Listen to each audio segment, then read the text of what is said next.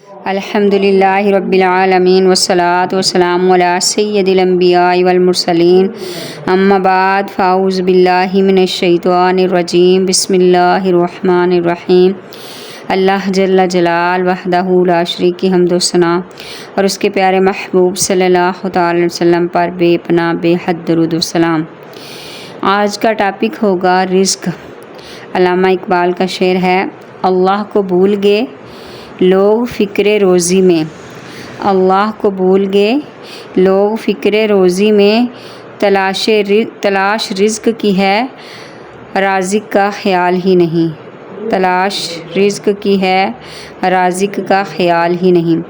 اللہ تبارک و تعالیٰ قرآن پاک میں ارشاد فرماتا ہے، ترجمہ، زمین پر چلنے والے کوئی جاندار ایسا نہیں جس کا رزق اللہ کے ذمہ نہ ہو۔ سبحان اللہ۔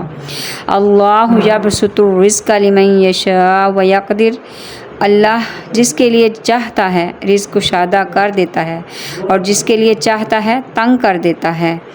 سبحان اللہ، سبحان اللہ۔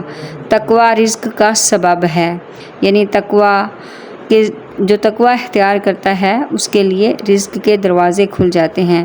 اللہ تبارک و تعالیٰ قرآن پاک میں ارشاد فرماتا ہے، جو اللہ سے ڈرتا ہے اللہ اس کے لیے مشکل سے نکلنے کا راستہ بنا دیتا ہے اور اسے وہاں سے رزق دیتا ہے جہاں سے اسے گمان بھی نہیں ہوتا۔ سبحان اللہ۔ اللہ پاک ہے اور پاکیزہ چیز ہی قبول کرتا ہے، یعنی رزق حلال اور پاک ہونا چاہیے ورنہ وہ قبولیت کے لائق نہیں۔ سبحان اللہ۔ بندہ ماں کے پیٹ میں 40 دن نطفہ رہتا ہے، پھر ایک دن فرشتہ بھیجا جاتا ہے جو 4 باتیں لکھ دیتا ہے، اس کا رزق، اس کی عمر، اس کے اعمال اور اس کا انجام۔ اگر اللہ پر اس طرح بھروسہ کرو جیسے اس پر بھروسہ کرنے کا حق ہے تو تمہیں اسی طرح رزق ملے گا جیسے پرندوں کو ملتا ہے۔ سبحان اللہ۔ صبح بھوکے نکلتے ہیں اور شام کو واپس اپنے پیٹوں کے ساتھ بھرے ہوئے آتے ہیں۔ سبحان اللہ، سبحان اللہ۔ یہ میرے کریم رب کا کرم ہے، یہ اس کا فضل ہے، یہ اس کی رحمتیں ہیں جو اس نے اپنے بندوں پر کو دے رکھی ہیں۔ اللہ اکبر۔ رزق کی کنجی تقوی ہے، نہ کہ صرف محنت ضروری ہے مگر یقین اللہ پر ہو، امید اللہ سے ہو اور رزق حلال ہو۔ اللہ پر یقین کو تازہ کریں، حلال روزی کو اپنا شعار بنائیں، حرام ذرائع سے بچیں اور دل سے یہ اقرار کریں کہ رزق دینے والا صرف اللہ ہے اور وہی ہمارے لیے کافی ہے۔ اللہ ہم سب کو رزق حلال، برکت والا رزق اور قناعت والا عطا فرمائے، آمین۔ اگر اللہ پر سچا توکل کریں گے تو فرمایا تمہیں اسی طرح رزق ملے گا جس طرح پرندوں کو ملتا ہے۔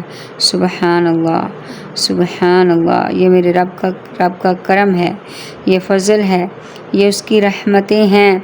سوچو، اگر کمائی میں جھوٹ، دھوکہ، سود یا حرام شامل ہو تو وہ رزق نہیں ہے بلکہ وہ ایک عذاب ہے جس سے برکت چھین لی جاتی ہے۔ رزق صرف کھانے پینے کا نام نہیں، رزق ایمان ہے، رزق صحت بھی ہے، رزق عزت بھی ہے، رزق سکون بھی ہے۔ یہ سب صرف اللہ کے ہاتھ میں ہے۔ نبی پاک صلی اللہ تعالی وسلم نے ایک مثال کے ذریعے سمجھایا کہ اگر تم اللہ پر ایسا بھروسہ کرو جیسا کرنے کا حق ہے تو تمہیں رزق ملے گا جیسے پرندوں کو ملتا ہے۔ یعنی یہ مثال دی گئی کہ رزق پرندے جو ہیں وہ ان کو جس طرح رزق ملتا ہے اس طرح تمہیں بھی ملے گا۔ سبحان اللہ۔ اللہ پہ کر بھروسہ، وہی رازق حقیقی ہے۔ دنیا کے سب سہارے فانی اور وقتی ہیں۔ محنت کرو مگر نہ بھولو رازق کائنات کو، قطرے کو دریا دے وہی ذات یا صفات ہے، وہی ذات یا با صفات ہے۔ حرام رزق سے بڑھ کر نہیں کوئی زیر جان، حلال کمائی میں ہے چھپی ہے برکت اور امان۔ یقین کر کے تیرا رزق تجھے ڈھونڈنے آئے گا، جو تیرے نام ہے وہ تجھ سے چھپ نہ پائے گا۔ اللہ پہ توکل کر، رزق اس کا وعدہ ہے، جس کا ہو گیا اللہ اس کا سب سہارا ہے۔ سبحان اللہ۔ رزق دو طرح کا ہے، ایک وہ جو تمہیں تلاش کرتا ہے اور ایک وہ جسے تم تلاش کرتے ہو، لیکن جو تمہیں تلاش کرتا ہے وہ ضرور تم تک پہنچتا ہے۔ حضرت عمر بن عبدالعزیز رضی اللہ رحمۃ اللہ علیہ فرماتے ہیں، رزق کی کمی سے زیادہ خوف گناہ کی کثرت سے کرو، کیونکہ گناہ رزق کو روک دیتا ہے۔ استغفر اللہ۔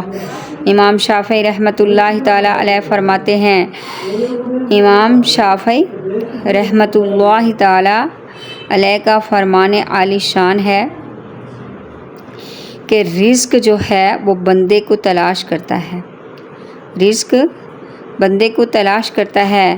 تو امام شافعی فرماتے ہیں، جس نے حرام کمائی چھوڑی اللہ اسے وہاں سے رزق دیتا ہے جہاں سے اس کا گمان بھی نہیں ہوتا۔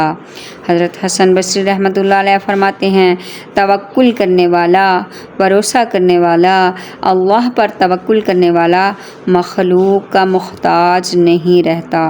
سبحان اللہ۔ رزق تمہاری تلاش میں ہے اور تم رزق کو تلاش کرتے پھرتے ہو۔ اللہ اکبر۔ آخر میں اللہ تعالیٰ سے دعا ہے کہ یا اللہ ہمیں اپنے پر توکل کرنے کی توفیق دے، بھروسہ کرنے کی توفیق دے۔ اللہ ہمیں کسی کا محتاج نہ کر، ہم سب کے رزق کو کشادہ فرما۔ اللہ ہمارے رزق کو کشادہ فرما، خیر و عافیت والی زندگی عطا فرما۔ وآخر دعوانا ان الحمد للہ رب العالمین۔